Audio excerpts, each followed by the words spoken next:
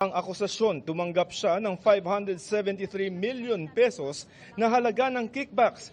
Pera mula sa iba't ibang infrastructure projects ng Department of Public Works and Highways o DPWH na sistematiko umanong idineliver sa kanya.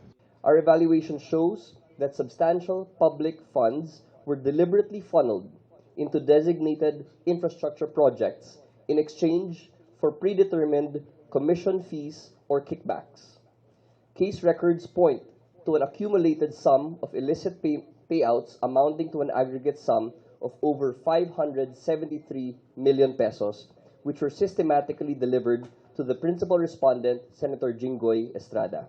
Sinabi sa isinampang kaso na ang pangungulimbat ginawa umano sa pamamagitan ng mga insertions sa budget at paglalagay ng alokasyon sa mga piniling proyekto ng DPWH para sa taong 2025. Dati nang sinabi ni Estrada na walang record ang Senado na meron siyang insertion. Sagot dyan ng Ombudsman, hindi doon nakalagay ang lahat ng hakbang sa paggawa ng budget. This certificate does not capture all stages of the budgetary process, wherein insertions may be made in a layered method.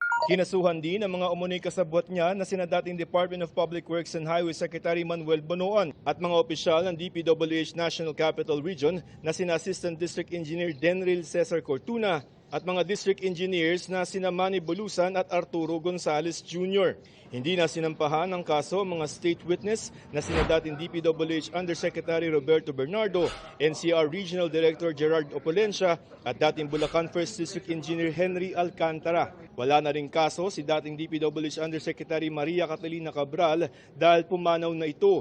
No bail o walang bail na inirekomenda ang Ombudsman sa Sandigan Bayan laban kina Senador Estrada. Ang sunod na proseso nito ang paglalabas ng arrest warrant ng Sandigan Bayan.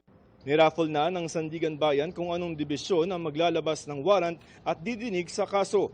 Ang second division sa ilalim ni Sandigan Bayan Presiding Justice Geraldine Econg ang hahawak sa isang kaso ng graft ni Estrada. At ang 5th Division naman na hawak ni Sandigan Bayan Justice Saldi Trespeses ang didinig ng kasong plunder at isa pang kaso ng graft. Out on bail lang ngayon si Estrada para sa kasong graft kaugnay ng pork barrel scam na dinidinig pa rin sa Sandigan Bayan.